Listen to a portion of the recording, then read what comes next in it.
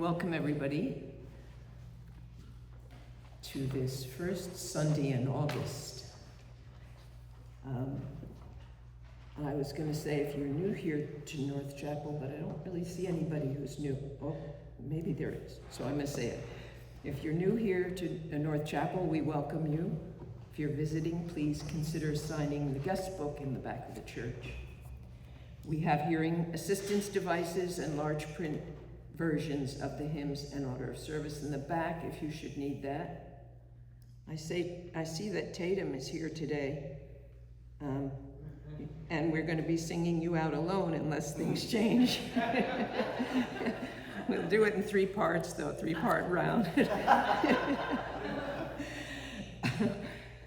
There are lots of announcements in the order of service and on our website, so please look at all that's happening in North Chapel.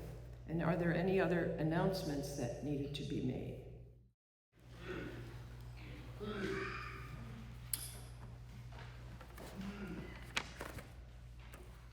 Last Sunday, John McHugh and Richard Waddell and Mary Blanton shared the reflection time. If you were here, you would have enjoyed it very much, and maybe you looked at it on the video if you weren't here.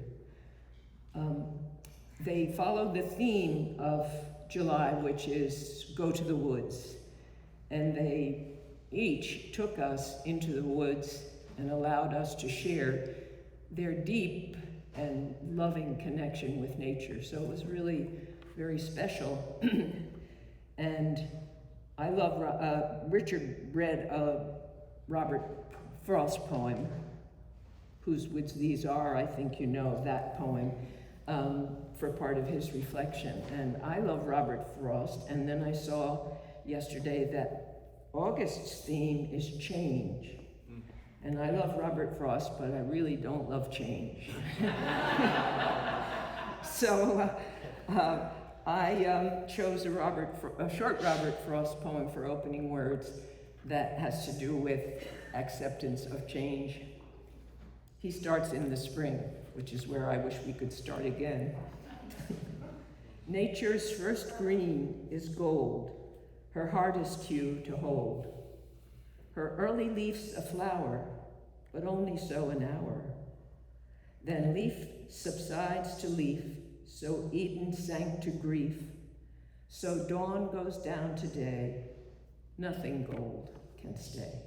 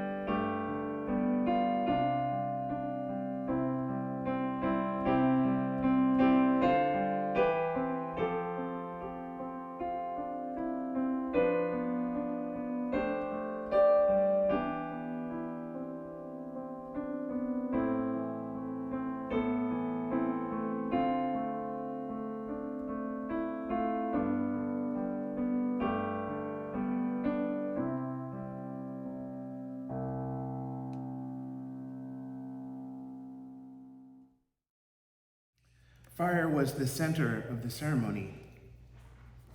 There was something sacred about that fire. Good morning and good Sunday. I hope that this new day finds you well. Today is Sunday, August the 2nd, and the title of this morning's reflection is In Ceremony. It is inspired by a wonderful gathering that took place this last weekend in Maine. The ceremony was called Healing the Wounds of Turtle Island. I wrote about it in my last board report. I wrote the 10th anniversary gathering, Healing the Wounds of Turtle Island. This is from their website. It said, "We are coming together under the ceremonial arbor at Wajukum Tiltine Wajukum Tiltine, which means let us help each other, a kinship community. We are coming together to stand side by side on the land with many hearts and one prayer. In this 10th year of healing the wounds of Turtle Island, we are looking to the west, seeking wisdom of the ancestors. We will be joined by wisdom keepers wisdom leaders and thought leaders representing cultures and religions that span the globe, carrying messages from their fires to ours, bringing us together in one collective prayer of peace, unity, and healing. We will be joined by some beautiful spiritual leaders from around the world, including indigenous people from Penobscot, Passamaquoddy, Mi'kmaq, Woolastoq, Onondaga, Mohawk, Anishinaabe, Havasupai Hopi Tewa, I have trouble with that one, Toltec, Filipino, Maori, Mongolian, Kyrgyzstan, Siberia, India, Iran. I and several colleagues participated as faith leaders from a range of traditions as well, from Christian traditions and Jewish, Buddhist, Muslim, Baha'i, and Unitarian Universalist traditions. There were other traditions present, but these were the ones listed. 400 or 500 people gathered for the ritual that took place and has been taking place for over a decade. We sat outside in an arbor on handmade wooden benches around a central fire. And like water, we circled out like ripples. And there were paths in the cardinal directions to the east and the rising sun, to the south and summer's growing season, to the west as if for memory, and to the north as if for wisdom. Fire was the center of the ceremony. There's something beautiful and something sacred about fire that burns in ceremony. Ceremonial fire is like a living, breathing being. It is an honor and a great responsibility to tend this fire's needs, just like a mother or a father would tend the needs of a growing child, just like a child would tend the needs of a grandmother or great-grandfather. One tends the needs of a ceremonial fire in sacred ways. Fire keepers. They are protecting something precious within us. They are preserving something sacred for us. They are returning something to us that we did not know was missing. And they are asking us to remember that ceremonial fire is a sacred thing. As sacred as the spirit of life that burns within us.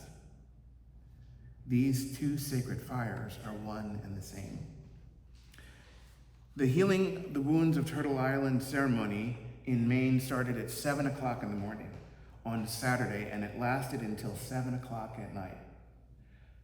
The fire was steady and it burned without ceasing. It had been started the day before, and it burned through the night and was tended through the night so that we could gather the following day and do the same thing from 7 to 7 again on Sunday. Into the fire we threw leaves of white sage and sprigs of burning cedar. We burned whole leaf tobacco that had been crumbled into small pieces by hand that morning. Around the fire we poured waters that had been gathered from special places near and far. With me was this jar from the Araquichi behind the church. We gathered water from sacred places that were dear to us, or we brought with us water that was collected in the spirit of those sacred places. We might try this. Whoa. Wow.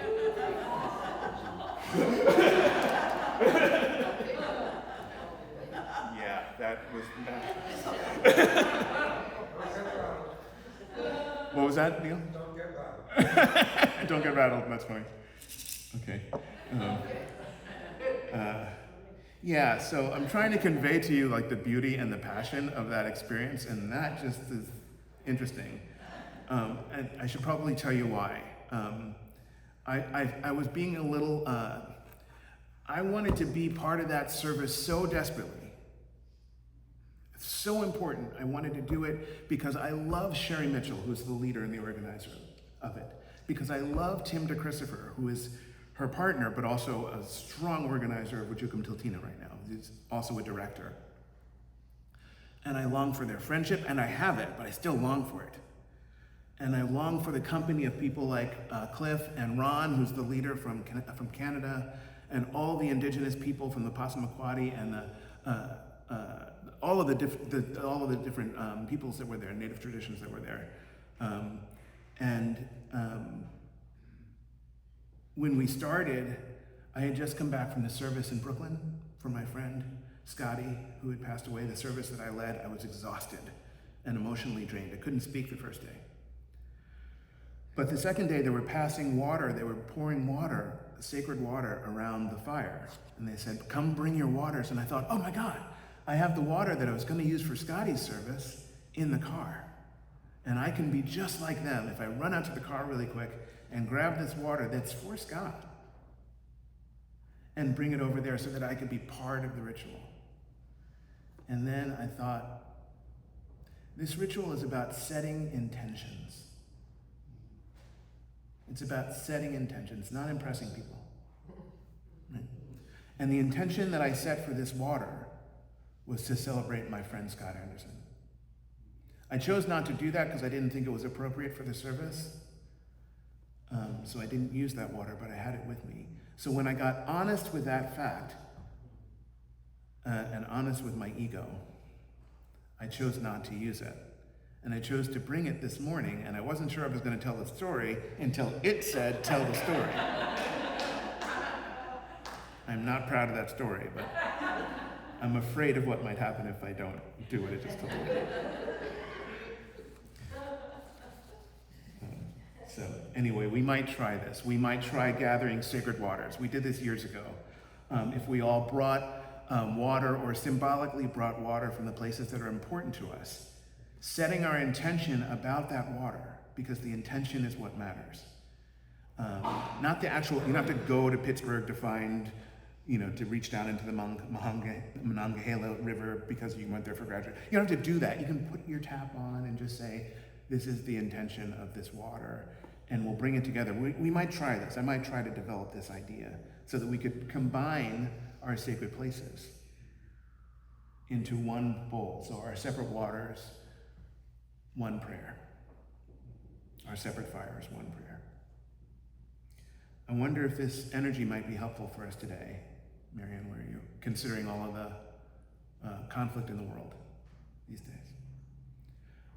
One story I'll tell before I get back to the one point I want to make here is one Paravish and Nasir, who live in Portland, Maine, may come and join us one day. Paravish and Nasir, they are from Iran, bless you. They're from Iran, and Paravish they're both Baha'i, and Paravish was part of a group of 6 women who were abducted by police forces that were resisting them in Iran. And if I have the story correct, she is the sole survivor of that abduction, and she'll tell the story about it. So at Wajukum Tiltina, at Healing the Wounds of Turtle Island, this was one of the stories that we shared. What are we struggling from? How are we dealing with our differences? How can we live with one another with our differences? And during the closing ceremony, all of the faith leaders were asked to give their final words. I'd spoken maybe 2 or 3 times at that point, and I'd spoke for a 4th time to say thank you and conclude my part in this. And as I sat down, as Sherry went around picking the faith leaders who were seated in one area, the Paravish and Nasir were seated away from the rest of us. And I didn't think that Sherry knew about it. So I was trying to figure out a way to communicate to the leader of this closing ritual that one of the most important elements was here, but not seated with us. So as she rotated, she asked, after she did the faith leader, she said, can I have the women, the pregnant women and the women and the mothers to come forward with their children? And she was going to do a blessing ceremony for those women specifically and for those children specifically. So in the course of that movement, I was like, let me see if I can make my way over to Sherry to let her know that Parvish and Nasser are over here and present. And as I got up to go with those women, she said, "Not you, Leon."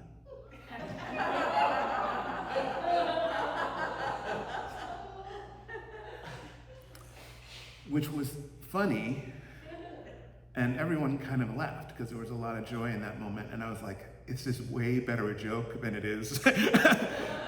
I did find my way to her. Actually, she made her way over to me and was like, "What?" And I was like, and I told her, and she appreciated that comment. But the ability to stand in the sorrow and the hardship and still joke in the context of new life, I thought was profound. So we have that tool, and it's closer than we think. Here's a story that I want to tell, and then I'll close. Many years ago, does anybody know when Graceland came out, the Paul Simon? It was in the 90s, I think. 96? 86? What? All right. Like I said, it was in the 90s. No, I'm kidding.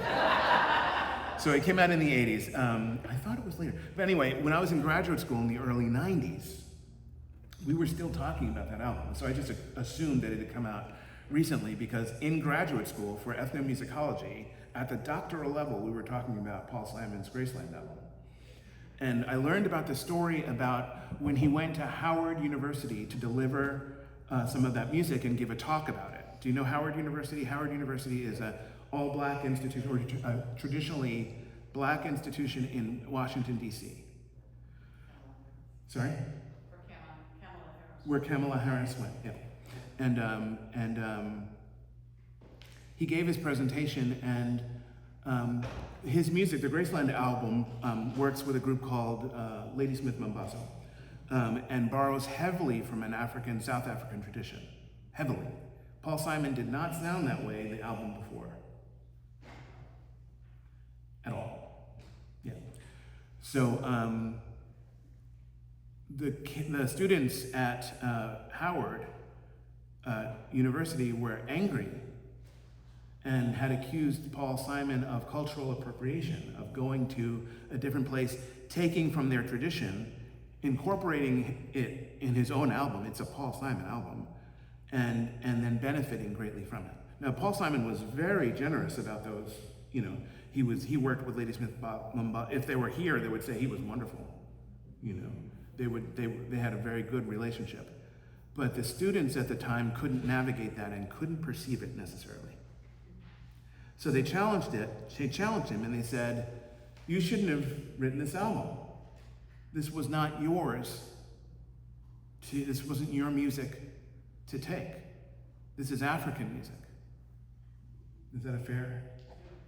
And it made me think that it implies that African music is for African people. He said that Stevie Wonder should have done this album, not you. That was a salient comment that Paul Simon conveyed. But if African music is for Africans, how akin is that sensibility to what Stephen Miller and his folks are saying in government right now about the United States? As we deport people at 2,000 people a day, which is still lower than the figures that Obama had. Just in case you want to get comfortable in our station, right? So the interesting thing was that when Paul Simon heard these students who were grieving say, Stevie Wonder should have done this, he responded with a lot of grace. He said, it would have been beautiful if Stevie Wonder had done this. And it probably would have been a better album.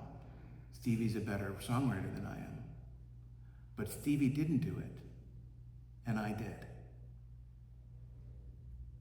Paul Simon grew up in Queens. He grew up around a lot of black folks. We don't have the language that describes the culture that Paul Simon is from. The container that we put him in is too small for the actual man. How do we grow into a language, a culture, a practice that allows us to enter into that from which we are estranged. Okay? And I'll end with this poem. It's and I'll have to go through it. It's a poem called Grace and Gravity. It's borrowed from a Simone Weil book called Gravity and Grace, which is a book of theology. In that book, there's a beautiful quote, I think I have it. Simone Weil says, "All of the natural movements of the soul are controlled by laws analogous to those of physical gravity. Grace is the only exception." Okay, so this is Grace and Gravity. Jonathan Brooke writes, it's a story about, I'll do the first verse and see if we can figure it out. She says, she says, what we are and what we were once are now far estranged. Okay. She says, coming to the biggest city in the dead of summer, you were chosen because you would not close your eyes. You danced among the finest, black and blue and revelation, with a melancholy nothing could describe. This is Grace and Gravity. Okay. This is a song about two dancers. Black and Blue is a piece of choreography by Alvin Ailey, the African-American choreographer. Revelation is also one of his pieces. So when they say you danced among the finest, Black and Blue and Revelation, those are the two pieces that they're rehearsing. And she danced with a melancholy in her body that nothing could describe. This is Grace and Gravity. Is that clear?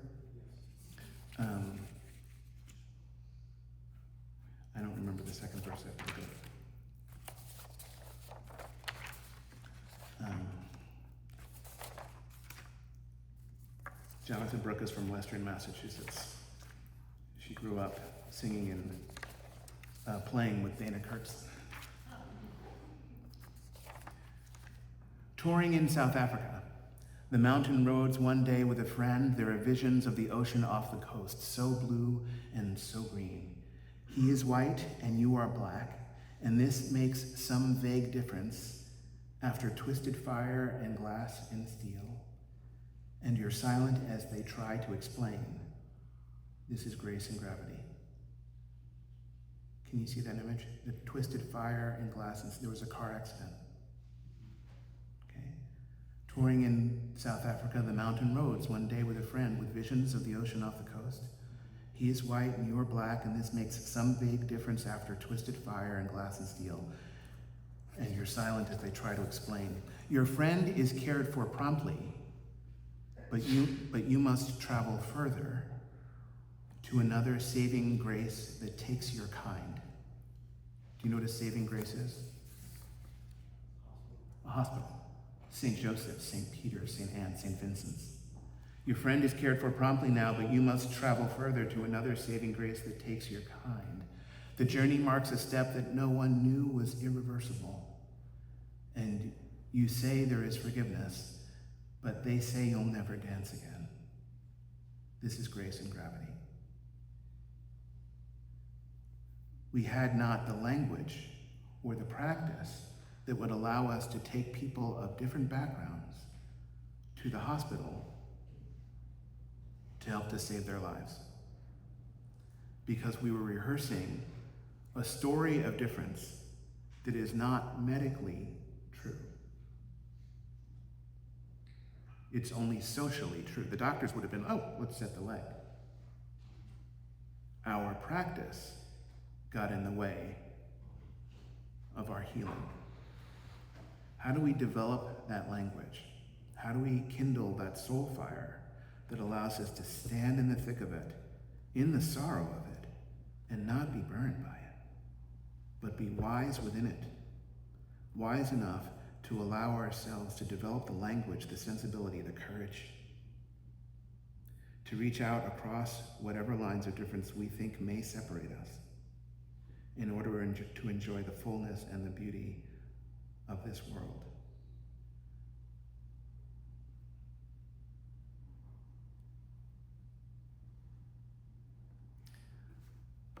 I'm very fortunate for your friendship, Marshall, and I love you very much. And since we were teenagers, 16 or so, we've been in the conversation that has given me the courage to think like this, and I'm grateful to you. And I'm glad that you're sitting in the back row. He's right there. Not to embarrass you, but I'm blessed by your presence in my life, and blessed by your child who keeps calling me Uncle Leon, which is great. How we stand with one another and how we develop our sense of beauty and courage and faith is closer than we think. It's nearer than we think. And it's showing up all around the world in the way that we don't pass certain bills that are supposed to be passed, in the way we are showing up to vote in our upcoming midterm elections. Vote as your heart and your conscience tells you to. And as we develop a conversation that will help to heal the world. I think all I can say in closing is that it was a beautiful thing to stand behind Clint and receive the rattle, but more deeply, it was a beautiful thing to know that we have developed trust enough in one another to be able to share our lives with each other. Clint is sharing part of his life with me, and I need to share part of my life with him. I'll probably end up giving him a movie about Jason Bourne. It's not going to be a sacred rattle from my tradition. I'm going to give him something from my real New Jersey life, and then I'm going to tell him why, and I'm going to invite him into something that is beautiful within us. So let's not cling to the figures, the objects of exotic or native or indigenous cultures. Let's not try to tie feathers in our hair and become something that we are not. But let us learn to embrace whoever it is we actually and genuinely are, and find the sacredness in the roads in which we travel. And if there's pain and suffering along that road, which there's pain and suffering along every road, let's share it by bringing our intentions into water and by combining them into one sacred pool, so that our separate pairs can become one, so that our separate lives can be conjoined. If we were quiet enough to hear the wind, if we were still enough to hear the waters, if we were kind enough to laugh at one another's bad jokes, if we were loving enough to not let go of one another's hands, we will bring a spirit of life and a spirit of health and well-being that is tough enough and beautiful enough to get us through. When Martin Luther King needed sanctuary, he called Mahalia Jackson and asked her to sing, "Precious Lord, take my hand." When we want to be in ceremony with each other, let us sing our way into one another's company and into one another's loving souls. May it be so. Blessed be, and amen.